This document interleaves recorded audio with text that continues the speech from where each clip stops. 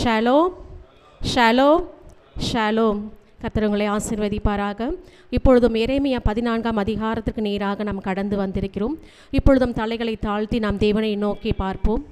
எங்களை அதிகமாக நேசிக்கின்ற எங்கள் அன்பின் பரலோக தந்தையே, ஆசீர்வதிக்கப்பட்ட இந்த காலை வேலைக்காக உமக்கு நன்றி செலுத்துகிறோம் தகப்பனே. அப்பா, இப்பொழுதும் ஆண்டவரே எரேமியா 14ஆம் அதிகாரத்திற்கு ஆண்டவரை நாங்கள் கடந்து வந்திருக்கிறோம்.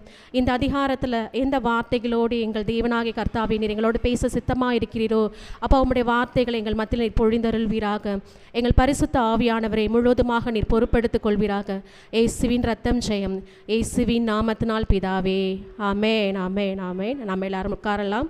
இப்பொழுதும் நாம் எரேமியா 14ஆம் அதிகாரத்துக்கு போகிறதுக்கு முன்பாக ஒரு சில முன்னுரைகளை சொல்லி கடந்து போகலான்னு நான் விருப்பப்படுறேன். இந்த அதிகாரத்தில் தேவன் எரேமியாவை எதற்காக அழைத்தார், எப்படி அழைத்தார் என்றதை நம்ம பார்த்துருக்குறோம். அப்போ அந்த ஜனங்கள் தாழ்மைப்பட்டு கர்த்தரிடத்தில் மனம் திரும்ப வேண்டும். தேவனுடைய நியாய தீர்ப்பை அந்த ஜனங்கள் எதிர்கொள்ள வேண்டும். அவர்கள் தேவனிடத்தில் மனம் திரும்பி அவர்கள் மன்னிப்பு கேட்க வேண்டும் என்பதற்காக ஒரு எச்சரிப்பின் செய்தியை விடுக்கும்படியாக தேவன் எரேமியா என்ற தீர்க்கதரிசியை அவர் அனுப்புகிறார். இந்த யோசியா தீர்க்கதரிசி அரசாண்ட காலத்தில் இந்த கடைசியில் அவர் அந்த மெகிதோ பள்ளத்தாக்கில் அவர்கள் தேவையில்லாத அந்த யுத்தத்துக்கு போய் அவர் தன்னுடைய உயிரை மாய்த்து கொள்கிறார்.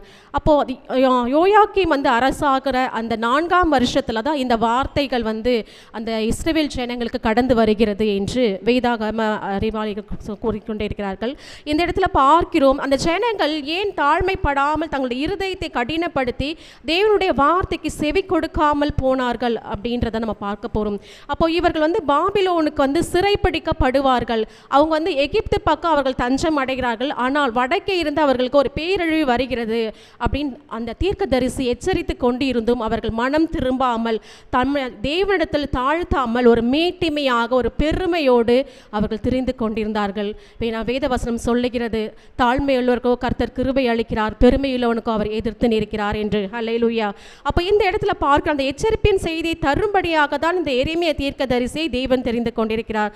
ஏனென்றால் தேவனுடைய நியாய தீர்ப்புக்கு பின்பாக அவர்களை மீண்டும் நான் நாட்டுவேன் கட்டுவேன் என்று ஆண்டவர் இரக்கமாக கிருபையாக சொல்லும்படியாக நாம் பார்க்கிறோம். சென்ற அதிகாரத்தில் கடைசியாக பார்க்கிறோம் நாம் அந்த 25ஆவது வசனத்தில் கூட, நீ என்னை மறந்து பொய்யை நம்பினபடியினாலே இது உன்னுடைய வீதமும் என்னால் உனக்கு அளக்கப்படும் உன்னுடைய பங்குமா இருக்கும் என்று கர்த்தர் சொல்லுகிறார். அப்போ இந்த வசனங்களை பார்க்கிறோம், தேவனுடைய இருதயம் அந்த மக்கள் மீது எப்படிப்பட்ட ஒரு பாரத்தோடு காணப்படுகிறது. அவர்கள் பொய்யை நம்பி விக்கிரக வழிபாடுகளை தங்களை தாங்களே இழைத்து கொண்டு அந்த அக்கிரம பாதையில் அவர்கள் சென்று கொண்டிருக்கிறார்கள். அவர்கள் மனம் திரும்ப வேண்டும் என்று அந்த எரேமியா தீர்க்கதரிசி எச்சரித்தும் அவர்கள் மீட்டிமையோடு பெருமையோடு திரிந்து கொண்டிருக்கிறார்கள் என்று ஆண்டவருடைய இருதயம் அங்கலாய்த்து கொண்டிருக்கிறது. அப்போ இந்த இடத்துல அந்த சிறைப்பட்டு போன அந்த பாபிலோனுக்கு சிறைப்பட்டு போன லேவியர்களை மீண்டுமாக ஆண்டவர் அவருடைய ஆலயத்தில் நாட்டுவேன் என்று சொல்லியிருக்கிறார். ஏன்னா நம்ம பிரதான ஆசாரியராக இயேசு கிறிஸ்து மீண்டுமாக வரும்பொழுது நம்ம எல்லாரும் பாவத்தில் இருந்த நம்ம எல்லாரும் மனம் திரும்பி அவரை நாடும் பொழுது நிச்சயமாகவே நாம் அவரோடு இருக்க முடியும் என்பதை ஒரு அருமையான ஒரு வாக்குத்தத்தமாக இதில் மறைமுகமாக வெளிப்படுத்தப்பட்டிருக்கிறது. அப்போ அவரே ஒரு உண்மையுள்ள நீதியுள்ள ஆசாரியராக வருவார் என்று ஒரு அழகான வாக்குத்தத்தம் அருளப்பட்டிருக்கிறது. அப்போது இந்த இடத்துல பார்க்கிறோம், ஒருவன் தவறு செய்கிறதுனால தேவனுடைய கோபத்துக்கு ஆளாகிறானா, இல்லை அந்த தவறு செய்கிற அந்த பாதையில் நான் போய் வேடிக்கை பார்க்குறேன், அந்த இடத்துல நான் கடந்து போகிறேன் அப்படின்றதுக்காக அவன் பாவம் செய்தான் என்று அர்த்தமா அப்படின்னு பார்க்க போனால் தேவனுடைய பார்வை அவருடைய கண்கள் பூமி எங்கும் உலாவி கொண்டிருக்கிறது. அப்போ நம்முடைய இருதயத்தின் உள்ளந்திரியங்களும் அவர் ஆராய்ந்து அறிகிற தேவனாக இருக்கிறார். அப்போ இந்த ஜனங்கள் நான் எந்த பாவமும் செய்யவில்லை என்று வாயிலால் அலப்புகிறார்கள், அவர்கள் இருதயமோ தேவனை விட்டு தூரமாக இருக்கிறது என்று பார்த்திருக்கிறோம். அப்போ இந்த ஜனங்கள் ஒரு மேட்டிமையான சிந்தையுடையவர்களாய் அந்த தேவனுக்கு பிரியமில்லாத காரியங்களாய் வாயிலை மட்டும் நாங்கள் கர்த்தரை நம்புகிறோம் என்று சொல்லிக் கொண்டிருக்கிறார்களே. அப்போ அந்த ஜனங்களுடைய பாவம் எப்படிப்பட்டதாக இருக்கிறது. ஏனென்றால் ஆண்டவர் நமக்கு கொடுத்த அந்த கட்டளைகளை முதலாவது 2 கற்பனைகளை என்ன கொடுத்திருக்கிறார் என்றால், என்னை என்று உனக்கு வேறே தெய்வர்கள் உண்டாயிருக்க வேண்டாம் என்று அந்த இஸ்ரவேல் ஜனங்களோடு தேவன் உடன்படிக்கை பண்ணியிருக்கிறார். 2வது கற்பனை என்னென்னால், வானத்திலும் பூமியும் என்னை தவிர வேறொரு விக்கிரகங்களை நீங்கள் உண்டாக்க வேண்டாம், அதை வார்ப்பிக்க வேண்டாம், அதை நமஸ்கரிக்க வேண்டாம் என்று ஆண்டவருடைய வசனங்கள் சொல்லப்பட்டிருக்கிறது. காணப்படுகிறது. இந்த பிரதான 2 கட்டளைகளில் அவர்கள் மீறி நடந்திருக்கிறார்கள். ஆனால் இஸ்ரவேல் ஜனங்களை ஆண்டவர் எப்படி தெரிந்து கொண்டிருந்தார் என்றால், ஒரு கணவனுக்கும் ஒரு மனைவிக்கும் இடையேயான ஒரு உறவை போல அவள் எனக்கு பரிசுத்தமாக காணப்பட வேண்டும். எப்படி ஒரு கணவன் வாஞ்சிக்கிறானோ அதே போல தேவன் என்னுடைய ஜனங்கள் எனக்கு பரிசுத்தமாக காணப்பட வேண்டும். ஏனென்றால் அவரை மணவாளன், நாம் அவருக்கு மணவாட்டிகளாக காணப்படுகிறோம். அப்போ நம்முடைய பாதைகளை நாம் எப்படி பரிசுத்தமாய் காத்து கொள்ள வேண்டும் என்ற அந்த சிந்தைகளை கூட இழந்து அவர்கள் முதலாவது கற்பனைகளும் 2வது கற்பனைகளும் மீறி நடக்கும் பொழுது எப்படி ஒரு புருஷன் தன் மனைவி மீது ஒரு பொசசிவா இருக்கிறானோ அதே போல தான் தேவன் நம் மீதும், நீந்து என்னுடைய ஜனங்கள், என்னால் தெரிந்து கொள்ளப்பட்ட ஜனங்கள் என்று தேவன் நம் மீது வைராக்கிய வாஞ்சை உள்ளவராக காணப்படுகிறார். ஹல்லேலூயா. அப்போ இந்த அதிகாரத்தில் பார்க்க போகிறோம் தேவனுடைய நியாய தீர்ப்பு எப்படி அந்த ஜனங்கள் மீது கடந்து வரப்போகிறது என்பதை நாம் இந்த அதிகாரத்தில் பார்க்க போகிறோம். இந்த அதிகாரத்தில் எரேமியா தீர்க்கதரிசி என்ன பண்ணுறாருன்னா, அந்த ஜனங்களுக்காக பரிந்து பேசி கொண்டிருக்கிறார். ஹல்லேலூயா. அப்போ இந்த அதிகாரத்துக்கு நான் ஒரு தலைப்பு கொடுக்கிறேன், பரிந்து பேசி ஜெபிக்கும் எரேமியாவின் விண்ணப்பம். ஹல்லேலூயா. நான் 1 முதல் 6 வரை இதுக்கு ஒரு தலைப்பு கொடுக்குறேன். அந்த ஜனங்களுக்கு வரப்போகிற அந்தகாரமான பேரழிவை குறித்து பேசுகிறார். 7 - 16 வரை அந்த தீர்க்கதரிசி அவர்களுக்காக பரிந்து பேசுகிறார். 17 - 22 மீண்டுமாக அவர் அந்த ஜனங்களுக்காக தேவனிடத்தில் மன்றாடுகிறார். ஹல்லேலூயா. அப்போ இந்த 1 - 6 வசனங்கள் வரைக்கும் நம்ம பார்க்கிறோம் அந்த ஜனங்களுடைய நியாய தீர்ப்பை குறித்தும் அவர்களுக்கு வருகின்ற அந்த பேரழிவை குறித்தும் தேவன் எச்சரிக்கும் விதமாக இந்த வசனங்கள் போடப்பட்டிருக்கிறது. இதில் முதலாவது வசனங்களை நான் வாசிக்கிறேன். 14ஆம் அதிகாரம் 1ஆம் வசனம், மழை தாழ்ச்சியை குறித்து எரேமியாவுக்கு உண்டான கர்த்தருடைய வசனம். யூதா துக்கிக்கிறது, அதன் வாசல்கள் பலனற்று கிடைக்கிறது, தரை மட்டும் குனிந்து கரி கருத்து திரிகிறார்கள், எருசலேமின் கூக்குரல் எழும்புகிறது. ஹல்லேலூயா. அப்போ மழை தாழ்ச்சியை குறித்து எரேமியாவுக்கு உண்டான கர்த்தருடைய வசனம் என்றால் அந்த தேசத்திற்கு வரப்போகிற ஒரு பஞ்சத்தை குறித்து எரேமியாவுக்கு உண்டான ஒரு வசனமாக காணப்படுகிறது. யூதா எப்படிப்பட்டதாய் காணப்படுகிறதா? அது துக்கிக்கிறதாய் காணப்படுகிறது. அதன் வாசல்கள் எப்படி இருக்கிறது? பலனற்று கிடைக்கிறது. ஏனென்றால் நம் பலன் கர்த்தராகிய இயேசு கிறிஸ்து. அப்போ நம்முடைய பலவீனத்தில் அவர் பலனாய் நமக்கு வருகிறார். அப்போ தரை மட்டும் குனிந்து கரி கருத்து திரிகிறார்கள், எருசலேமின் கூக்குரல் எழும்புகிறது. அப்போ அவர்களுடைய மீறுதல்கள் நிமித்தம் அவர்கள் மத்தியில் இறங்க போகிற ஆண்டவருடைய நியாய தீர்ப்பை விளக்கும்படியாக இந்த வசனங்கள் வந்து கொண்டிருக்கிறது. அப்போ மழை தாழ்ச்சியை குறித்து எரேமியாவுக்கு உண்டான வசனம் என்றால் அந்த தேசத்திற்கு மழை இல்லாதபடி, அந்த தேசத்தில் பயிர்கள் வாடி போய் அந்த தரையெல்லாம் வெடிப்பு உண்டாகும்படி அந்த தேசம் பாழாய் கிடக்கும் என்று அந்த எரேமியாவுக்கு அந்த வார்த்தை கடந்து வந்து கொண்டிருக்கிறது.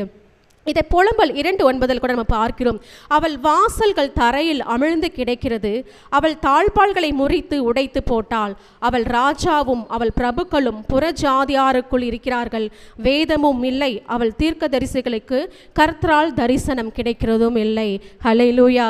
அப்போ இதே மாதிரி தான் அந்த ஜனங்கள் என்ன பண்ணுறாங்கன்னா, ஆண்டவரை தேடுகிற அறிவு இல்லாதபடி அந்த இடத்துல அந்த வேத வசனங்கள், அந்த கற்பனைகளையும் கட்டளைகளையும் கை கொள்ளக்கூட முடியாதபடி அவர்கள் இருதயம் தேவனை விட்டு தூர போய் காணப்படுகிறது.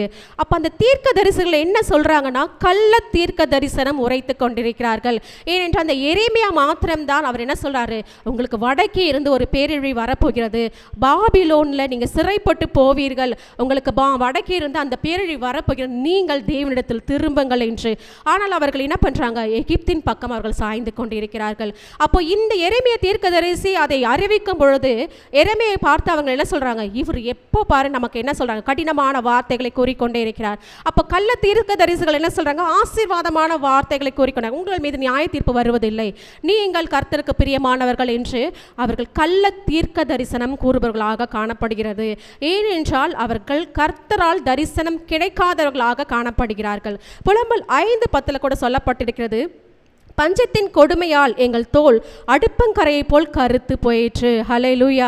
அப்போ இதில் கருத்து திரிகிறார்கள் என்று சொல்லப்பட்டிருக்கிறது என்றால் அந்த வெயிலின் உஷ்ணம், மழை இல்லாதபடி தாவரங்கள் கருத்து வாடி வதங்கி காணப்படுகிறது, அவருடைய தோள்கள் கருத்து காணப்படுகிறது என்று அந்த வேத வசனம் மறைமுகமாக வெளிப்படுத்துகிறது. அப்போ மழை இல்லாதபடி அந்த தேசம் பாழாய் கிடக்கிறது என்று ஆண்டவர் இந்த இடத்துல வெளிப்படுத்தி கொண்டிருக்கிறார். அப்போ அவர்கள் எப்படி முகம் வாட்டத்தோடு காணப்படுகிறார்கள் காணப்படுகிறார்கள். தண்ணீர் இல்லாதபடி, சாப்பாடு இல்லாதபடி. ஏன்னா மழை இல்லை என்றால் விவசாயம் இல்லை, விவசாயம் இல்லை என்றால் சாப்பாடு இல்லாதபடி அவங்க கிடைப்பாங்க.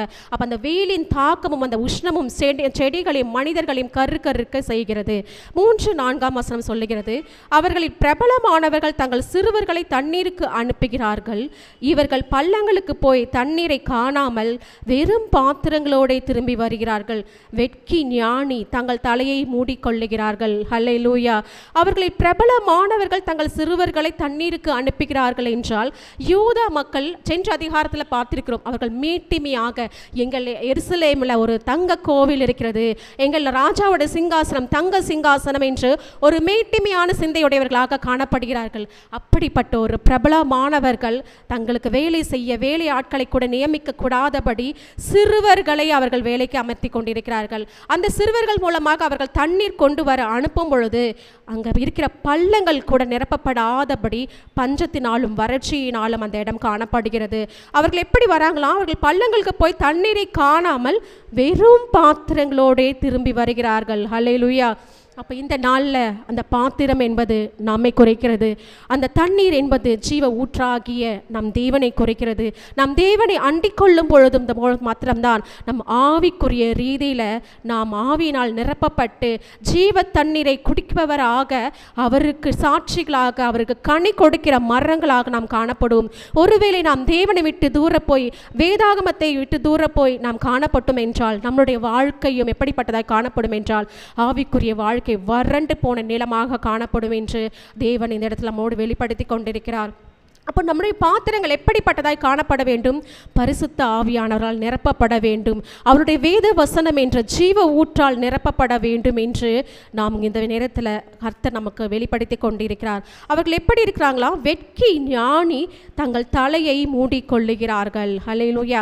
அப்போ ஏன் அவர்கள் நான் அதனுடைய மேட்டிமையாக காரியங்களை அவர்கள் செய்து கொண்டிருக்கும் பொழுது குடிக்க தண்ணீர் கூட இல்லாதபடி அந்த பஞ்சத்தினாலும் அந்த வறட்சியினாலும் அவர்கள் என்ன பண்றாங்க? தலையை முக்காடிட்டு கொண்டிருக்கிறார்கள். மற்றவர்கள் ஏறெடுத்து கூட பார்க்க முடியாத அளவுக்கு அவர்கள் தங்கள் தலையை மூடிக்கொள்ளுகிறார்கள், வெட்கி ஞானி கொள்ளுகிறார்கள் என்று போடப்பட்டிருக்கிறது. தேசத்தின் மழை இல்லாததினால் தரை வெடித்திருக்கிறது.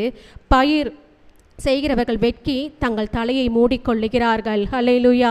இந்த நாளில் கூட நம்ம எத்தனையோ செய்திகளை பார்த்துருப்போம்.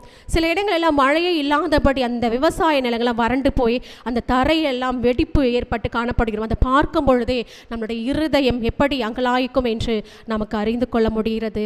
அப்போ அந்த பயிர் செய்கிறவர்கள் அந்த பயிர் செய்ய முடியாதபடி அவர்கள் என்ன பண்ணுறாங்களா? வெட்கி தங்கள் தலையை மூடிக்கொள்ளுகிறார்கள். ஹல்லேலூயா. அப்போ 5வது வசனத்தில் சொல்லப்பட்டிருக்கிறது, வேலையின் பெண்மானும் குட்டி போட்டு புல் இல்லாததினால் அதை விட்டு ஓடி போகும். இப்போ இந்த இடத்துல எரேமியா தீர்க்கதரிசி ஜனங்களை குறித்து சொல்லிக் கொண்டிருக்கிறார்.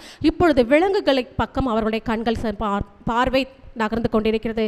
அப்போது நாட்டில் தண்ணி இல்லை அப்படின்னும் பொழுது அந்த பெண்மான் என்ன பண்ணுறது? குட்டி போட்டு அந்த புல் இல்லாத நாள் அந்த குட்டியை விட்டு அது ஓடி போகும் அப்படின்னு சொல்லப்பட்டிருக்கிறது.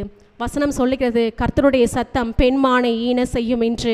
ஆனால் இந்த வசனத்தில் என்ன சொல்லியிருக்கு? அந்த பெண்மான் அந்த இடத்துல ஒரு புல் இல்லாதபடி, தனக்கு தேவையான இறை இல்லாதபடி அந்த குட்டியை விட்டே அந்த இடத்தை விட்டு ஓடி போகிறது. ஏனென்றால் தண்ணீர் இல்லை. அப்போ அந்த இடத்துல வாழ வேண்டிய விதத்தில் அந்த வசதிகள் இல்லாததுனால அந்த மானோ என்ன பண்ணுது? தன் குட்டியை விட்டு ஓடி போகிறது. இது ஒரு மானை தன் குட்டியை விட்டு எந்த நாளும் விட்டு செல்லாது என்பதை நாம் அறிந்திருக்கிறோம். ஆனால் அந்த இடத்துல அது வாழ தகுதியற்ற ஒரு நிலமாக மாறும் என்று தேவன் வெளிப்படுத்தி கொண்டிருக்கிறார். காட்டு கழுதைகள் மேடுகளில் நின்று வலு சர்ப்பங்களைப் போல காற்றை உட்கொள்கிறது. புல் இல்லாததினால் அவைகளுடைய கண்கள் பூத்து போகிறது என்றார். ஹல்லேலூயா. அப்போ அந்த காட்டு கழுதைகளுக்கு அவருடைய பார்வை தெளிவாக காணப்படுமா? எங்கே தண்ணீர் இருக்கிறது, எங்கே புல் இருக்கிறது, அதை ஈஸியாக ஐடென்டிஃபை பண்ண முடியும். ஆனால் அந்த காட்டு கழுதை என்ன பண்ணுது? மேடுகளில் போய் நின்று கொள்ளுகிறதா.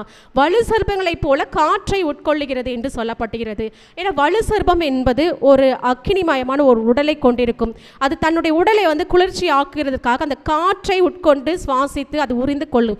ஆனால் இந்த காட்டு கழுதைகள் சாப்பிட உணவு இல்லாதபடி அந்த காற்றை உட்கொள்ளுகிறது. ஆனாலும் அது அதற்கு போதாததாக காணப்படுகிறது. ஏனென்றால் அந்த காட்டு கழுதைகள் என்ன சாப்பிடணும்? புல்லை மட்டும்தான் சாப்பிடும். இந்த வலு சர்ப்பங்களைப் போல காற்றை அதை உட்கொள்ள முடியாது. அந்த மேடுகளில் சென்று அந்த ஈரக்காற்றினாலாவது தன்னுடைய தாகம் தீருகிறதா என்று பார்த்தால் அதனால் கூட அதனுடைய தாகம் தீர முடியாதபடி அந்த இடத்துல ஒரு வறட்சி வருகிறது என்று தேவன் எச்சரிப்பின் செய்தி விடுத்துக் கொண்டிருக்கிறார். அப்போ இந்த யூத ஜனங்கள் மத்தியில் தேவனுடைய நியாய தீர்ப்பு எப்படிப்பட்டதாக கடந்து வருகிறது என்பதை படிக்கும் பொழுதே நமக்கு இருதயம் கலங்குகிறது. ஏனென்றால் இந்த நாளிலும் இந்த வார்த்தைகள் நம்மோடு இடைப்பட்டு கொண்டிருக்கிறது. எத்தனையோ இடத்துல இந்த பஞ்சங்கள் ஏற்பட்டிருக்கிறது. வேதாகமத்தில் 13 இடங்களில் பஞ்சங்கள் கூறப்பட்டிருக்கிறது. அதாவது ஆதியாகமத்திலிருந்து வெளிப்படுத்தின விசேஷம் வரைக்குமே நிறைய இடத்துல பஞ்சங்களை குறித்து கூறப்பட்டிருக்கிறது. யோசேப்பின் காலத்தில் கூட பஞ்சம் ஏற்பட்டது. ஆனால் யோசேப்பு எகிப்தில் இருக்கும் பொழுது எகிப்து தானியங்களால் பூரணமாக நிரப்பப்பட்டது. அது யோசேப்பால் அல்ல, யோசேப்போடு இருந்த கர்த்தரால் அது கூடினது. அப்போ இந்த நாளில் இவர்கள் தேவனை அண்டிக் கொள்ளாதபடி இருந்ததுனால அவர்கள் வறட்சியினால் பஞ்சத்தினால் அவர்கள் வாடுவார்கள் என்று தேவனுடைய எச்சரிப்பின் சத்தம் அங்கு தொனிக்கிறது. அது மாத்திரமல்ல, எலியா தீர்க்கதரிசி வாழ்ந்த காலத்தில் அந்த சாரிபாத் ஊர் விதவியின் தேசத்தில் கூட ஒரு பஞ்சம் ஏற்பட்ட பொழுது அவர்கள் தேவனை தேடினார்கள். அவர்களுடைய பஞ்சம் தீர்க்கப்பட்டது. பழைய ஏற்பாட்டில் மட்டும்தான் தேவன் அவர்களுக்கு உதவி செய்தாரா என்று பார்க்க போனால் நம்முடைய புதிய ஏற்பாட்டில் கூட அந்த மூத்த குமாரன் இளையகுமாரன் கதையை நம்ம படிக்கிறோம். அந்த இளையகுமாரன் வந்து கெட்டு திரிந்து அந்த இடத்துல பஞ்சத்தினால தான் தன் தகப்பனை தேடி வந்தான். அப்போ இந்த பஞ்சங்கள் ஏன் வருகிறது? நாம் ஆண்டவரை தேட வேண்டும், அவரையே நாட வேண்டும் என்பதற்காக தான் இந்த பஞ்சங்கள் வருகிறது. ஒருவேளை நம்மளுடைய வாழ்க்கையில இல்லாமை வரலாம், குறைவுகள் வரலாம், வியாதிகள் வரலாம். ஆனால் அது எல்லாம் எதற்காக வருகிறது என்றால் நாம் தேவனிடத்தில் கிட்டி சேர வேண்டும், அவரை மாத்திரமே நாம் சார்ந்து இருக்க வேண்டும் என்பதற்காக மட்டுமே. ஏன்னா இந்த கொள்ளை நோய், இந்த கொரோனா காலத்தில் கூட நாம் யாரை அண்டிக் கொண்டு நின்றோம் என்றால் நம் தேவனை அண்டிக் கொண்டு நின்றோம். அதனால் தான் இன்று வரை தேவன் நம்ம ஜீவனோடு நின்று அவருடைய சமூகத்தில் நம்ம சாட்சியாக நிறுத்தி கொண்டிருக்கிறார். ஹல்லேலூயா. அப்போ தேவனை அண்டிக் கொள்ள வேண்டும், அப்படியாவது என் ஜனங்கள் மனம் திரும்ப வேண்டும் என்பதற்காகத்தான் தேவன் எச்சரிக்கிறார். இந்த பஞ்சங்கள் அந்த வறட்சிகள் அந்த தேசத்திற்கு அவர் அனுமதிக்கிறார். 7வது வசனம் 8வது வசனத்தை வாசிக்கிறேன். கர்த்தாவே, எங்கள் அக்கிரமங்கள் எங்களுக்கு விரோதமாக சாட்சியிட்டாலும் உம்முடைய நாமத்தின் நிமித்தம் கிருபை செய்யும். எங்கள் சீர்கேடுகள் மிகுதியாயிருக்கிறது, உமக்கு விரோதமாக பாவம் செய்தோம். அப்போ இதில் பார்க்கிறோம், அந்த தீர்க்கதரிசி ஒரு மன்றாட்டு ஜெபமாக அந்த ஜனங்களுக்காக ஒரு பரிந்து பேசி ஜெபிக்கக்கூடிய ஒரு ஜெபமாக அது காணப்படுகிறது. அப்போ கர்த்தாவே, எங்கள் அக்கிரமங்களுக்கு எங்கள் விரோதமாய் சாட்சியிட்டாலும் உம்முடைய நாமத்தின் நிமித்தம் கிருபை செய்யும். அப்போ இந்த இடத்துல அந்த எரேமியா தீர்க்கதரிசி அந்த மக்களோடு தன்னையே இணைத்து எங்கள் அக்கிரமங்கள் என்று அவர் சொல்லுகிறார். ஏனென்றால் அவர் ஒரு தீர்க்கதரிசியாக அவள் பரிந்து பேசி பிள்ளை நின்று தன் ஜனங்களுக்காக ஜெபிக்கிறவராக அவர் காணப்படுகிறார். அப்போ அந்த இடத்துல தன்னையும் அந்த ஜனங்களோடு சேர்ந்து எங்களுடைய அக்கிரமங்களுக்காக அப்படின்னு வெளிப்படுத்துவர்களாக காணப்படுகிறார். அப்போ இந்த நாளில் தேவனுடைய ஜனமாக தெரிந்து கொள்ளப்பட்ட நாமும் நம்முடைய தேசத்துக்காக நாம் திறப்பில் நின்று ஜெபிக்கிறவர்களாக காணப்பட வேண்டும். அநேக ஆத்துமாக்கள் அழிந்து போய் தேவனுடைய ரட்சிப்பை அனுபவிக்காதபடி நரகத்துக்கு போய் கொண்டிருக்க அந்த ஆத்துமாக்கள் மீட்கப்பட வேண்டும் என்று நாம் ஒவ்வொருவரும் பரிந்து பேசி ஜெபிக்கிறவர்களாக காணப்பட வேண்டும். அப்போ இந்த இடத்துல அந்த தீர்க்கதரிசி சொல்றாரு, உம்முடைய நாமத்தின் நிமித்தம் கிருபை செய்யும், எங்கள் சீர்கேடுகள் மிகுதியாயிருக்கிறது. அப்போ இது பாவ மன்னிப்பு கேட்கும்படியாக அந்த வசனங்கள் குறிப்பிடப்பட்டிருக்கிறது. அப்போ என்னுடைய சீர்கேடுகள் அதிகமாய் காணப்படுகிறது, தேவனே உம்முடைய கிருபையினால எங்களை மீட்டு கொள்ளும் என்று அவர் இறங்குகிறார். அப்போ நாம் நிற்பதும் நிர்மூலமாகாமல் இருப்பதும் தேவனுடைய சுத்த கிருபையே. ஹல்லேலூயா. அப்போ இந்த இடத்துல பார்க்கிறோம், அப்பா உமக்கு விரோதமாய் நாங்கள் பாவம் செய்தோம். அப்போ பாவ மன்னிப்பின் ஜெபம் அங்கு ஏறெடுக்கப்படுகிறது. ஓசியா 5:5 கூட சொல்லப்பட்டிருக்கிறது, இஸ்ரவேலின் அகந்தை அவர்கள் முகத்துக்கு முன்பாக சாட்சியிடுகிறது, ஆகையால் இஸ்ரவேலும் எப்ராயிமும் தங்கள் அக்கிரமத்தினால் இடருண்டு விழுவார்கள், அவர்களோட யூதாவும் இடருண்டு விழுவான். ஹல்லேலூயா. அப்போ நம்மளுடைய அக்கிரமங்களே நமக்கு சாட்சியாக நிற்கிறது. அப்போ ஏசியா தீர்க்கதரிசன புத்தகத்தில் கூட சொல்லப்படுகிறது, ரட்சிக்கக்கூடாதபடி என்னுடைய கரம் குறுகி போகவில்லை, கேட்கக்கூடாதபடி என்னுடைய செவிகள் மந்தமாகவில்லை, உங்களுடைய அக்கிரமங்களை உங்களுடைய பாவங்களை அதற்கு தடையாக நிற்கிறது என்று. அப்போ இந்த நாளோட நம்முடைய பாவங்களை அறிக்கை செய்து மன்னிப்பு கேட்டு தேவனிடத்தில் திரும்பினோமானால் நிச்சயமாகவே தேவன் கிருபையுள்ளவராய் காணப்படுகிறார். அவர் நம்முடைய பாவங்களை மன்னித்து மீண்டுமாக அவர் நம்மை கட்டுவார், அவர் நம்மை நாட்டுவார் என்று சொல்லப்பட்டது போல நம்மை ஸ்திரப்படுத்தி சீர்படுத்தி அவருடைய பாதையில் அவை நம்ம வழி நடத்துவார். 8வது வசனம் குறிப்பிட்டிருக்கிறது, இஸ்ரவேலின் நம்பிக்கையே, ஆபத்து காலத்தின் இரட்சகரே, நீர் தேசத்தில் பரதீசை போலவும் ராத்தங்க இறங்குகிற வழிபோக்கனை போலவும் இருப்பானேன். ஹல்லேலூயா. அப்போ இஸ்ரவேலின் நம்பிக்கை யாருன்னா அந்த யெகோவா தேவனே அவர்களுடைய நம்பிக்கையாய் காணப்படுகிறார். ஆனால் அந்த ஜனங்கள் என்ன பண்றாங்க, அந்த தேவனிடத்துல மனம் திரும்பாதபடி தங்கள் இருதயத்தை கடினப்படுத்தி காணப்படுகிறார்கள். அவர்கள் தன்னுடைய மேட்டிமையான சிந்தையினால் கர்த்தரை விட்டு தூர போய் அவருடைய கற்பனைகளை கை கொள்ளாதபடி தன்னுடைய தேவனுக்கும் தனக்குமான அந்த உடன்படிக்கை உடைத்தெறிந்தவர்களாக அவர்கள் காணப்படுகிறார்கள். ஹல்லேலூயா. அந்த இடத்துல சொல்றாரு, நீ தேசத்தில் பரதேசை போலவும் ராத்தங்க இறங்குகிற வழிபோக்கனை போலவும் இருப்பானேன். அப்போ 1 தீமோத்தேயு 1:1 கூட சொல்லப்படுகிறது, நம்முடைய இரட்சகராக இருக்கிற தேவனும் நம்முடைய நம்பிக்கையாக இருக்கிற கர்த்தராகிய இயேசு கிறிஸ்துவும் கட்டளையிட்டபடியே இயேசு கிறிஸ்துவின் அப்போஸ்தலனாக இருக்கிற பவுல். அப்போ நம்முடைய இரட்சகனாக இருக்கிற அப்படின்ற வார்த்தை யார் என்றால் நம்முடைய ஆண்டவராகிய இயேசு கிறிஸ்துவை கொடுக்கிறது. அப்போ அந்த ஜனங்களுக்கு யார் ரட்சிப்பின் தேவனாக காணப்படுகிறார், அவர்களுடைய நம்பிக்கை நங்கூரமாக யார் காணப்படுகிறார் என்றால் யெகோவா தேவன். அவர்கள் யெகோவா என்ற தேவனிடம் அவர்கள் சாராமல் அவர் எல்லாம் பார்த்து கொள்வார் என்பதை மறந்து போனவர்களாக அந்நிய தேவர்களை வழிபட்டவர்களாக அவர்கள் காணப்படுகிறார்கள். அப்போ இந்த இடத்துல ராத்தங்க இறங்குகிற வழிபோக்கனை போலவும் இருப்பானேன் என்று ஆண்டவரிடத்தில் அவர் கேள்வி கேட்கிறார். அப்போ வழிபோக்கன் என்ன பண்ணுவார், அந்த வருவார், அது சென்ற இடத்துலலாம் எங்கே தங்க முடியுமோ அந்த இடத்துல தங்கிட்டு அவர் பாட்டுன்னு போயிடுவார். நீங்கள் ஏன் எங்களை மத்தியில் அப்படி இருக்கிறீர்கள், உங்களுடைய இருதயம் ஏன் எங்களை இறங்காமல் இருக்கிறது என்று அவர் அந்த இடத்துல ஆண்டவரிடத்தில் கேள்வி கேட்கும்படியாக காணப்படுகிறார். அப்போது அந்த இடத்துல ஏன் ஆண்டவருடைய இருதயம் தூர போயிருக்கிறதுனா அந்த ஜனங்கள் ஆண்டவரை விட்டு தூர போய்விட்டார்கள். ஆண்டவருக்கும் அவர்களுக்குமான உடன்படிக்கை அவர்கள் மீறி நடந்து அவர்கள் ஆண்டவருடைய இருதயத்தையே காயப்படுத்தினர்களாக காணப்படுகிறார்கள். அப்போது 9வது வசனம் 10வது வசனம் சொல்லப்பட்டிருக்கிறது, நீ விடாய்த்து போன புருஷனை போலும் ரட்சிக்க மாட்டாத பராக்கிரமசாலியை போலும் இருப்பானேன். கர்த்தாவே, நீர் எங்கள் நடுவில் இருக்கிறவராமே, உம்முடைய நாமம் எங்களுக்கு தரிக்கப்பட்டும் இருக்கிறதே, எங்களை விட்டு போகாதீரும். அப்போ இதில் சொல்லப்படுகிற விடாய்த்து போன புருஷனை போலும். அப்போ முன்பதாக சொல்லப்பட்டிருக்கிற இஸ்ரவேல் ஜனங்களுக்கும் ஆண்டவருக்கும் இருக்கிற உறவு என்ன அப்படின்னா ஒரு கணவனுக்கும் ஒரு மனைவிக்குமான ஒரு உறவை போல அந்த புரிதல் இருக்க வேண்டும். ஒரு கணவன் எப்படி மனைவியை புரிந்து கொள்ள வேண்டுமோ, ஒரு மனைவி எப்படி தன் கணவனை புரிந்து கொள்ள வேண்டுமோ, எப்படி ஒரு மனைவி தன் கணவனுக்கு தன்னை பரிசுத்தமாய் காத்து கொள்ள வேண்டும் என்று வாஞ்சியோடு இருக்கிறாளோ, அதே போல இஸ்ரவேல் ஜனங்கள் கர்த்தருக்கென்று தன்னைத்தானே பரிசுத்தமாக காத்து கொள்ள வேண்டும் என்று தேவனுடைய இருதயம் வாஞ்சிக்கிறது. இந்த எரேமியா தீர்க்கதரிசி சொல்றார், நீர் விடாய்த்து போன புருஷனை போலவும் ரட்சிக்க மாட்டாத பராக்கிரமசாலியை போலவும் இருப்பானேன் அப்படின்னு கேட்குறார். அப்போது விடாய்த்து போனேன்னா அவருடைய இருதயம் தோய்ந்து போன ஆத்மாவாக காணப்படுகிறது. என் ஜனங்கள் என்னை விட்டு தூரம் போயிட்டாங்களே, அவர்களுக்கு எத்தனையோ எச்சரிப்பின் செய்தி விடுத்தும் அவர்கள் கேட்டும் கேளாதவர்கள் போல அறியாதவர்கள் போல அந்தகார இருள அவர்கள் கடந்து போய் கொண்டிருக்கிறார்கள். அப்போது அந்த தேசத்திற்கு எப்படிப்பட்ட ஒரு பேரழிவு வரப்போகிறதுனா இருளான அந்தகாரமான ஒரு பேரழிவு வரப்போகிறது.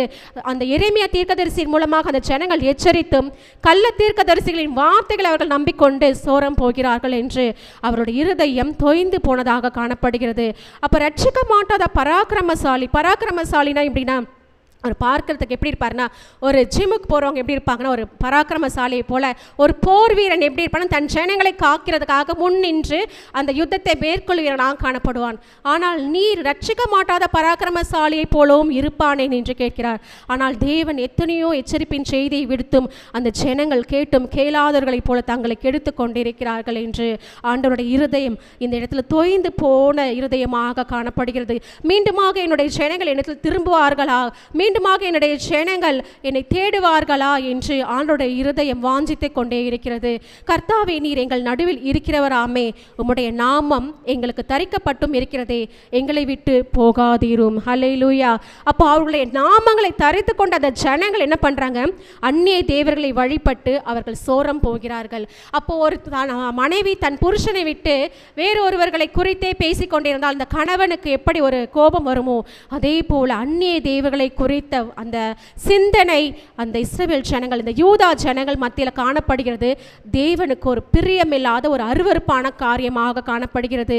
அப்போ அந்த இடத்துல அவர் சொல்றார், நீர் ஏன் எங்களை விட்டு தூர போகிறீர், எங்களை விட்டு போகாதிரும் என்று அந்த இடத்துல அவர் கேட்கிறார். ஏசாயா 63:19 கூட சொல்லப்படுகிறது, நாங்களே உம்முடையவர்கள், அவர்களை ஒரு பொழுதும் நீர் ஆண்டதிலே அவர்களுக்கு உமது நாமம் தரிக்கப்பட்டதும் இல்லை என்று சொல்லப்பட்டிருக்கிறது. ஏனென்றால் இந்த ஜனங்கள் ஆண்டவருடைய நாமத்தை அறிந்த ஜனங்களாக இருந்தும், தங்களுக்குள்ளே ஆண்டவருடைய நாமங்களை வைத்துக் கொண்டவர்களாக இருந்தும், அவர்கள் என்ன பண்றாங்க, சிலை வழிபாட்டிலும் அக்கிரம பாதையிலும் அவர்கள் கடந்து போய் கொண்டிருக்கிறார்கள். அவர்கள் மீண்டும் தேவனிடத்தில் திரும்பக்கூடாதபடி அவர்கள் இருதயம் தொய்ந்து போன ஒரு ஆத்துமாவாக, அந்தகாரத்தினால மூடப்பட்ட ஒரு ஆத்துமாவாக அந்த இடத்துல காணப்படுகிறது. ஹல்லேலூயா. அப்போ அவர்கள் வழிபட்டுகிற அந்த விக்கிரகம் எப்படிப்பட்டிருக்குது, அது அசையாது, அதில் பதில் சொல்லாது என்று நம்ம 10ஆம் அதிகாரத்தில் கூட பார்த்து கொண்டிருக்கிறோம். ஆனால் அப்படிப்பட்ட ஒரு விக்கிரக வழிபாட்டில் தங்களை கெடுத்து கொண்ட மக்கள் தேவன் எங்களை பாதுகாக்கவில்லை என்று வாயினால் அலப்புகிறவர்களாக காணப்படுகிறார்கள். 11ஆம் வசனம் சொல்லப்பட்டிருக்கிறது, கர்த்தர் என்னை நோக்கி, நீ இந்த ஜனத்துக்கு நன்மை உண்டாக விண்ணப்பம் பண்ண வேண்டாம். ஹல்லேலூயா. அப்போ ஆண்டவர் எரேமியா தீர்க்கதரிசிக்கு என்ன சொல்றாரு, இந்த ஜனங்களுக்காக நீ விண்ணப்பம் பண்ண வேண்டாம் என்று சொல்லப்பட்டிருக்கிறது. அப்போ இந்த நாள் நம்ம வேதாகமத்தில் பார்த்திருக்கிறோம், மோசே தீர்க்கதரிசி தன்னுடைய ஜனங்களுக்காக பரிந்து பேசி விண்ணப்பம் பண்ணியிருக்கிறார். அவருடைய விண்ணப்பங்கள் ஏற்கப்பட்டது. அப்போ அவருடைய ஜனங்கள் இஸ்ரவேல் ஜனங்கள் எத்தனையோ வழி தப்பி போகும் பொழுது மோசே தீர்க்கதரிசி தன்னுடைய பேரை கூட அந்த ஜீவ புஸ்தகத்திலிருந்து கிறுக்கி போடும் என்று சொல்லப்பட்டிருக்கிற பொழுது அவர் தன்னுடைய ஜனங்களுக்கு இறங்கியவராக காணப்பட்டார். சாமுவேல் தீர்க்கதரிசி தன்னுடைய ஜனங்கள் மீறுதல்களை பாதையில் நடக்கும் பொழுது அவர் பரிந்து பேசி ஜெபிக்கும் பொழுது அவருடைய விண்ணப்பங்களை கேட்கிறவராக அவர் காணப்பட்டார். ஆனால் இந்த இடத்துல ஆண்டவர் சொல்றாரு, அந்த ஜனங்களுக்காக நன்மை உண்டாக நீ விண்ணப்பம் பண்ண வேண்டாம் என்று அந்த இடத்துல ஆண்டவருடைய இருதயம் கடினப்பட்டதாக காணப்படுகிறது. ஏனென்றால் ஆண்டவர் நித்திய கிருபையோடு எனக்கு இறங்கவேன்னு சொல்ல தேவன் ஏன் அவர்களுக்கு நன்மை உண்டாக நீ விண்ணப்பம் பண்ண வேண்டாம் என்று சொல்லப்பட்டிருக்க என்றால் அவருடைய அக்கிரமங்கள் அத்தனை அதிகமாக காணப்படுகிறது. அவர்கள் இருதயம் எப்படிப்பட்டதாக காணப்படுகிறது, மேட்டிமையான சிந்தையுள்ளவர்களாக காணப்பட்டிருக்கிறதாக பார்க்கிறோம். அப்போ அந்த இருதயம் எப்படி இருக்குன்னா, தேவனிடத்தில் மனம் திரும்பக்கூடாதபடி கடினமான இருதயமாக காணப்படுகிறது. அவர்கள் உபவாசித்தாலும் அவர்கள் விண்ணப்பத்தை கேட்பதில்லை. அவர்கள் தகன பலிகளையும் காணிக்கைகளையும் செலுத்தினாலும் நான் அவர்கள் மேல் பிரியமாக இருப்பதில்லை. பட்டயத்தினாலும் பஞ்சத்தினாலும் கொள்ளை நோயினாலும் நான் அவர்களை நிர்மூலமாக்குவேன் என்றார். ஹல்லேலூயா. அப்போ அவர்கள் உபவாசம் செய்தாலும் அவர்கள் விண்ணப்பம் செய்தாலும் நான் கேட்பதில்லை. அப்போ ஆண்டவர் சொல்ற வார்த்தைகளை அவர்கள் செவி கொடுக்காம போனதுனால உன்னுடைய விண்ணப்பங்களை நான் கேட்க மாட்டேன் அப்படின்னு சொல்லி ஆண்டவர் சொல்லுகிறார். அப்போ ஆண்டவருடைய இருதயம் எப்படிப்பட்டதாக இருக்கிறது, நித்திய கிருபையோடு இறங்குகிற தேவன் ஏன் இந்த வார்த்தையை சொல்லுகிறார் என்றால், அந்த ஜனங்கள் அப்படிப்பட்ட ஒரு கடின இருதயத்தோட, ஒரு மேட்டிமையான ஒரு சிந்தையோட, ஒரு பெருமையில அவர்கள் வாழ்ந்து கொண்டிருந்தது தான் அதற்கு காரணம். எத்தனையோ தடவை அவர் தீர்க்கதரிசியை வைத்து அவர் எச்சரிப்பின் செய்தியை அனுப்பினாலும் அவர்கள் மீண்டுமாக நான் மனம் திரும்ப மாட்டேன் என்ற அந்த இருதயத்தின் கடினத்தோடு அவர்கள் காணப்பட்டது தான் அந்த வார்த்தைக்கு காரணம். அவர்கள் தகன பலிகளையும் காணிக்கைகளையும் செலுத்தினாலும் நான் அவர்கள் மேல் பிரியமாய் இருப்பதில்லை. ஹல்லேலூயா. அப்போ அவர்கள் எத்தனையோ பலிகளை செலுத்தினாலும் நான் அவர்களை நேசிக்க மாட்டேன், நான் அவர்கள் மேல் பிரியமாக இருக்க மாட்டேன் அப்படின்னு சொல்லப்பட்டுறார். அப்போது அவர்கள் பலியை அல்ல இரக்கத்தை விரும்புகிற தேவன் நம் தேவன். அப்போ எப்படிப்பட்ட இரக்கம், தேவன் நம்ம எப்படிப்பட்ட சூழ்நிலையில் எப்படிப்பட்ட அடிமைத்தனத்தில் இந்த மீட்டு கொண்டு வந்திருக்கிறார் என்றதை மறந்து போனவர்களாக, மிருக குணம் உள்ளவர்களாக, அவருடைய தீர்க்கதரிசிகள் கூட எப்படிப்பட்டாங்க, கள்ள தீர்க்க தரிசனம் உரைப்பவர்களாக அவர்கள் நடுவில் காணப்படுகிறார்கள். ஆசாரியர்களும் எப்படி காணப்படுகிறார்கள், மிருக குணம் உள்ளவர்களாக காணப்படுகிறார்கள். ஏனென்றால் அவர்களுடைய தேவனை அன்பை ருசி பார்க்காததே அதற்கு காரணம்.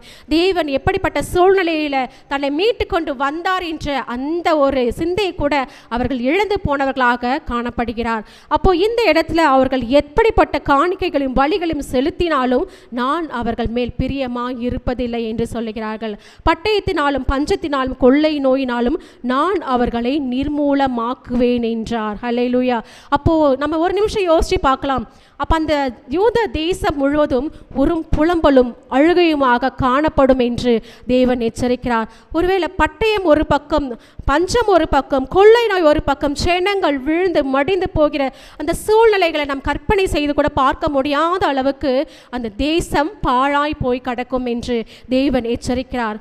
அப்பொழுது நான் கர்த்தராகி ஆண்டவரே, இதோ நீங்கள் பட்டயத்தை காண்பதில்லை, உங்களுக்கு பஞ்சமும் வருவதில்லை, உறுதியான சமாதானத்தை இவ்விடத்தில் உங்களுக்கு தருவோம் என்றார் என்று தீர்க்கதரிசிகள் அவர்களுக்கு சொல்லுகிறார்களே என்றேன். அப்போ எரேமியா தீர்க்கதரிசி சொல்றார், ஒருவேளை அவருக்குள்ளாவே ஒரு சந்தேகம் வந்திருக்கும், நான் ஆண்டவருடைய வார்த்தையை வாங்கி தான் சொல்றேன்னா இந்த ஜனங்களுடைய வார்த்தைகளை அசட்டை பண்றாங்களே, நான் சொல்ற தீர்க்க தரிசனத்தை இந்த ஜனங்கள் கேட்க மாட்டாங்களே, இந்த கள்ள தீர்க்க தரிசிகள் சொல்ற அந்த பாதையில் அவங்க நடக்கிறாங்களே, ஒருவேளை அந்த கள்ள தீர்க்க தரிசிகள் ஆண்டவருடைய தரிசனத்தை பெற்றுக்கொண்டு அந்த தீர்க்க தரிசனத்தை சொல்லியிருந்தால் அந்த ஜனங்கள் மனம் திரும்பி இருப்பார்கள். அவர்கள் கள்ளத்தனமான ஒரு தீர்க்க தரிசனத்தை குறித்ததுனால அந்த தேசமே பாழாய் போகும் என்று ஆண்டவருடைய எச்சரிப்பின் செய்தி கடந்து வருகிறது. ஒருவேளை அந்த ராஜா தேசத்தை மக்களை தன்னுடைய நீதியின் பாதையில் தேவனிடத்தில் தன்னை மீட்டுக்கொண்ட அந்த யெகோவா தேவனுக்கு நேராக அவர்களை நடத்தி கொண்டு போக வேண்டும் என்று ஒருவேளை அந்த ராஜா நினைத்திருந்தாலும் பரவாயில்ல, அவரும் என்ன பண்ணுறாரு, தன்னுடைய பாதையில் மாறுபாடானவராக காணப்பட்டார். அப்போ யோசியா ராஜா அந்த நியாயப்பிரமாண புஸ்தகம் தன்னுடைய வரும்பொழுது அந்த ஜனங்கள் மீண்டுமாக அவருடைய கற்பனைகளை கை கொள்ள வேண்டும் என்று வாஞ்சித்த இருதயம் உள்ளவர்கள் காணப்பட்டார். ஆனால் இந்த ஜனங்களும் இந்த கள்ள தீர்க்க தரிசிகளும் ஜனங்களை எப்படி கொண்டு போனார்கள்னா, ஆண்டவருடைய தரிசனம் இல்லாதபடி தன்னுடைய பாதையில் என்னென்ன வார்த்தைகள் வருகிறதோ அதை ஜனங்களுக்கு சொல்லி கொண்டவர்களாக அவர்கள் காணப்படுகிறார்கள். அப்போ அந்த கள்ள தீர்க்க தரிசனத்தினால அந்த தேசம் பாழாய் போகிறது. அப்போது ஆண்டவர் சொல்லுகிற அந்த தீர்க்க தரிசனத்தை கூட ஏற்றுக்கொள்ள முடியாத அளவுக்கு இந்த கள்ள தீர்க்க தரிசனத்தை குறித்து அவர்கள் மேன்மை பாராட்டுகிறார்கள். இன்றைக்கு கூட நிறைய செய்தியாளர்கள் எச்சரிப்பின் செய்தியை கொடுக்கும் பொழுது அதை கேட்டும் கேளாதவர்கள் போல அசட்டை பண்ணி போய் கொண்டிருக்கலாம். ஆனால் ஆசீர்வாதமான செய்தி கொடுக்கும் பொழுது இது எனக்கான ஆசீர்வாதம் என்று நம்மை சுதந்திரித்துக் கொள்ளுகிறோமே, அதே போல கர்த்தரிடத்திலிருந்து வருகின்ற அந்த எச்சரிப்பின் செய்தி இது எனக்கான எச்சரிப்பின் செய்தி என்று ஏற்றுக்கொள்ளக்கூடிய இருதயம் இந்த நாளில் நமக்கு வேண்டும் என்பதை தேவன் இந்த இடத்துல வெளிப்படுத்தி கொண்டிருக்கிறார்.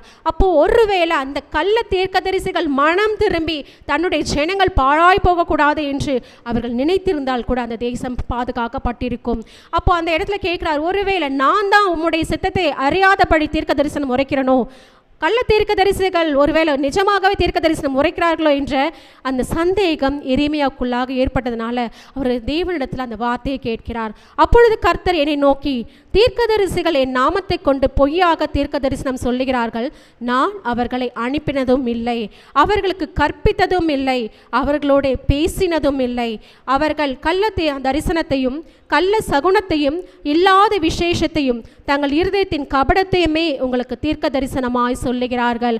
அப்போ எரேமியா கேட்கிறார் ஆண்டவரிடத்துல, ஒருவேளை அந்த கள்ள தீர்க்க தரிசனங்கள் சொல்லிக்கிற அந்த தீர்க்க தரிசனம் உம்மிடத்திலிருந்து வந்ததா ஆண்டவரே, ஒருவேளை நான் சொல்ல தீர்க்க தரிசனம் மாறுபட்டதாக காணப்படுகிறதா என்று கேட்கும் பொழுது ஆண்டவர் சொல்கிறாரு, நான் அவங்களோட பேசவும் இல்லை, அவங்களுக்கு எந்த தரிசனத்தை நான் கொடுக்கவும் இல்லை, அவங்க ஒரு பொய்யான தீர்க்க தரிசனத்தை சொல்லுகிறார்கள், அவர் இல்லாத விசேஷத்தையும் தங்கள் இருதயத்தில் இருக்க கபடத்தையுமே அவர்கள் வெளிப்படுத்துகிறவர்களாக காணப்படுகிறார்கள்.